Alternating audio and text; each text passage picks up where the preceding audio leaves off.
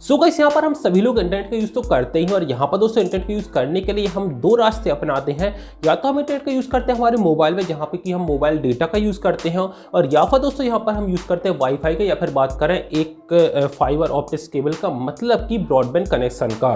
तो यहाँ पर दोस्तों आप लोगों के दिमाग में कभी ना कभी ये क्वेश्चन जरूर से आया होगा कि आखिर यहाँ पर जो मोबाइल डेटा होता है वो हमको दोस्तों आप देखना काफ़ी ज़्यादा महंगा मिलता है एज़ कम्पेयर टू एक ब्रॉडबैंड कनेक्शन के। तो आखिर ऐसा क्यों होता है? क्यों जो ब्रॉडबैंड कनेक्शन है उसमें जो हमको डेटा मिलता है या फिर जो भी प्लान्स मिलते हैं वो सस्ते होते हैं, और क्यों हमको जो मोबाइल डेटा है उसके लिए दोस्तों जो प्लान्स है वो हमको मतलब ज़्यादा पैसे खर्च करने पड़ते हैं सेम डेटा प्लान्स के लिए? तो आखिर दोस्तों इसके पीछे क्या वजह है जानते हैं दोस्तों आज की वीडियो में। इसके अलावा दोस्तों यदि आपको मेरे चैनल का कंटेंट पसंद है तो प्लीज़ मेरे चैनल को सब्सक्राइब कर दीजिए, चैनल बेल आइकन को प्रेस कर दीजिए, जिससे मेरी आने वाली सारी वीडियो की नोटिफिकेशन सबसे पहले आपको मिल जाएंगी। तो बिना किसी देरी के let's get started to the video.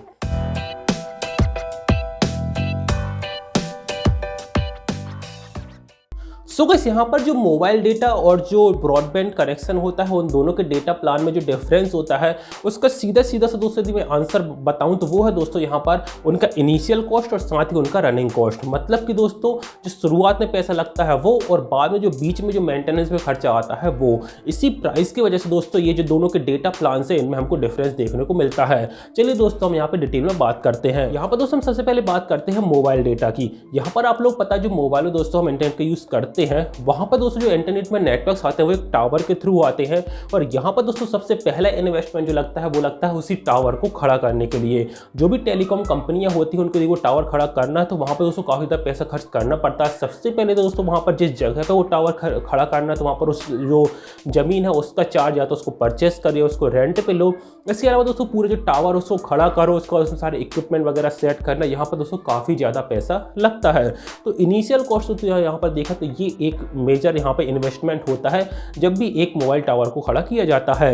इसके बाद दोस्तों आगे हम बात करें तो सिर्फ इतना नहीं कि एक टावर खड़ा करने के बाद वहाँ पर नेटवर्क डायरेक्टली यहाँ पे हवा में फैला दिए जाए, ऐसा भी नहीं कर सकते दोस्तों, क्योंकि यहाँ पर जो है जो टेलीकॉम कंपनियाँ हैं उनको एयर में मतलब कि हवा में अपने जो नेटवर्क फैलाने के लिए स्पेक्ट्रम खरीदना पड़ता है। यहाँ पर स्पेक्ट्रम के दोस्तों ऑक्शन होते हैं जहाँ पर दोस्तों गवर्नमेंट को पैसा पे करना पड़ता है, टैक्स वगैरह भी पे करना पड़ता है। उनके सिग्नल को किसी पर्टिकुलर एरिया में फैलाना है तो उसके दोस्तों जो स्पेक्ट्रम है वो खरीदना पड़ता है गवर्नमेंट से। तो यहाँ पर भी दोस्तों ये जो इन्वेस्टमेंट होता है, ये जो ऑक्शन होता है, यहाँ पर भी दोस्तों ये हजारों करोड़ों रुपए में स्पेक्ट्रम खरीदे जाते हैं।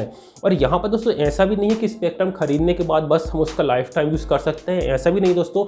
स्पेक्ट्रम खरीदने के बाद टाइम टू टाइम दोस्तों उसको रिन्यूअल भी करवाना पड़ता है, जिससे वहाँ पर भी दोस्तों यहाँ पर पैसा लगता है टेलीकॉम कंपनीज़ का। अब दोस्तों यहाँ पर टावर खड़ा हो गया, स्पेक्ट्रम खरीद लिया और इसके बाद दोस्तों नेटवर्क फैला दिए और यहाँ पर हम लोग इंटरनेट का यूज़ करने लगे। लेकिन दोस्तों यहाँ पर क्या होता है, आपने देखा कि जो टेक्नोलॉजी है वो डे टू डे इंप्रूव होती है। यहाँ पर हम पहले की बात करते हैं, यहाँ पर 2G चलता था, फिर आया दोस्तों 2.5G, 3G, 4G और दोस्तों अब रिसेंटली 5G यहाँ पे आने वाला है। तो यहाँ पर दोस्तों क्योंकि ये जो इसकी जनरेशन अपग्रेड होती जा रही है तो डेफिनेटली दोस्तों टावर के साथ जो भी इक्विपमेंट लगे हैं, लाइक वहाँ पर माइक्रोवेव से लगे हैं, माइक्रोवेव सेंटीनल लगे हैं, वहाँ पर GSM लगे हैं और काफ़ी सारी जो चीज़ें लगी हुई हैं उनको भी दोस्तों नई टेक्नोलॉजी के हिसाब से अपग्रेड करना पड़ता है।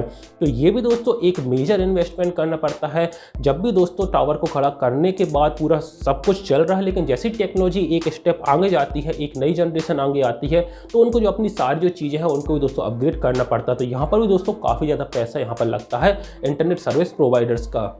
इसके अलावा दोस्तों हम बात करें यहाँ पर रनिंग कॉस्ट की, तो यहाँ पर दोस्तों आपने देखा होगा कि जो मोबाइल नेटवर्क्स होते हैं वो दोस्तों यहाँ पर हवा के थ्रू फैलाए जाते हैं। जो टावर्स से जो नेटवर्क हमारे फ़ोन तक आते हैं वो हवा के थ्रू आते हैं। तो यहाँ पर दोस्तों इस हवा में भी काफ़ी सारे बैरियर्स बीच में आते हैं। जहाँ पर हम बात करें दो टावर है उनके बीच में जो माइक्रोवेव लगे हैं तो उनके बीच में भी दोस्तों पहले तो प्रॉपर सिग्नल्स प्रॉपर अलाइनमेंट है, लेकिन बीच में हो सकता है कोई रेस्ट्रिक्शन आ जाए, कोई पेड़ आ जाए या कोई चीज़ आ जाए, जिससे कि दोस्तों जो दोनों टावर के बीच कम्युनिकेशन जो है वो गड़बड़ा जाता है। यहाँ पर दोस्तों अपना बात करें बरसात के सीजन में तो वहाँ पर दोस्तों तेज़ हवाएं भी चलती हैं, जिससे दोस्तों जो एंटीनास होते हैं, माइक्रोवेव एंटीनास होते हैं, वो दोस्तों घूम जाते हैं थोड़ा बहुत। यदि वो घूम जाते हैं तो इस वजह से उनके अलाइनमेंट होता है टावर के बीच में वो भी यहाँ पर गड़बड़ हो जाता है, जिसकी वजह से दोस्तों नेटवर्क प्रॉब्लम आने लगती है। तो यहाँ पर दोस्तों घुमा फिरा के कहें तो जो मोबाइल नेटवर्क होता है वहाँ पर जो टावर की पूरी मेंटेनेंस होती है तो वो कॉस्ट भी दोस्तों काफ़ी ज़्यादा होती है। तो दोस्तों यहाँ पर आपने देखा कि कोई भी मोबाइल नेटवर्क को फैलाने के लिए दोस्तों इतनी ज़्यादा अमाउंट पे करना पड़ता है, जो कि चाहे वो इन्वेस्टमेंट भी ज़्यादा करना पड़ता है, या फिर बात करें रनिंग कॉस्ट की, मेंटेनेंस की, तो वो भी दोस्तों यहाँ पर ज़्यादा करना पड़ता है मोबाइल नेटवर्क में। इसलिए दोस्तों यहाँ पर मोबाइल नेटवर्क अब वो जो जितना उन्होंने पैसा लगाया तो वो दोस्तों कवर तो करेंगे कस्टमर से ही, तो दोस्तों वो यहाँ पर डेटा प्लान उनके हमको महंगे मिलते हैं, क्योंकि उसी आपको डेटा प्रोवाइड करवाने के लिए, आपको इंटरनेट प्रोवाइड करवाने के लिए उन्होंने इतना बड़ा इन्वेस्टमेंट किया है। तो डेफिनेटली दोस्तों उसका जो अमाउंट है वो हमसे ही निकाला जाता है, जो डेटा प्लान है उनके थ्रू। तो ये इसीलिए दोस्तों जो मोबाइल नेटवर्क्स होते हैं वो दोस्तों यहाँ पर कॉस्टली होते हैं। अब दोस्तों यहाँ पर हम चलते हैं दूसरी तरफ, जहाँ पर हम बात करते हैं ब्रॉडबैंड कनेक्शन की।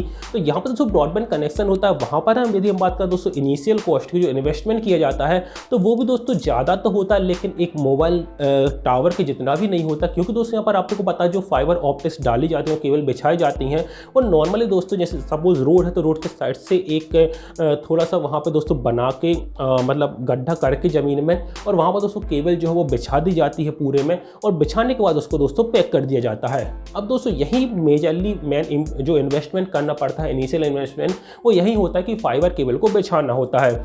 इसके बाद दोस्तों यदि हम बात करें तो यहाँ पर जो टेक्नोलॉजी यदि इंप्रूव होती हैं in case of fibre optics, या फिर बात करें ब्रॉडबैंड कनेक्शन में, तो वहाँ पर तो दोस्तों केबल है वो तो बिछ गई है, उसको कुछ नहीं करना पड़ता। सिर्फ दोस्तों यहाँ पर जो मॉडेम है, जो राउटर्स है, उन्हीं को अपग्रेड करना पड़ता है। तो वो दोस्तों इतने ज़्यादा कॉस्टली नहीं आते हैं, उनको अपग्रेड करना दोस्तों ईजिली होता है और ज़्यादा पैसे भी उसमें नहीं लगते हैं।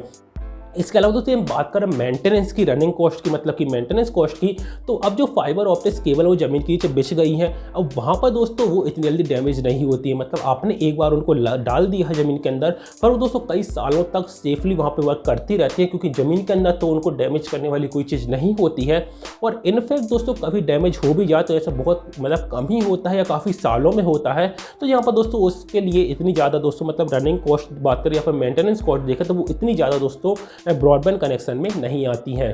तो दोस्तों यहाँ पर आपने देखा कि जो ब्रॉडबैंड कनेक्शन है वहाँ पर दोस्तों उसके लिए जो इन्वेस्टमेंट है वो भी उतना ज़्यादा नहीं करना पड़ता, और जो दोस्तों रनिंग कॉस्ट है मतलब मेंटेनेंस की कॉस्ट है वो भी इतनी ज़्यादा नहीं होती है। मतलब कि वो दोस्तों जो ब्रॉडबैंड कनेक्शन है वो सस्ते में दोस्तों पूरा कनेक्शन बिछ जाता है।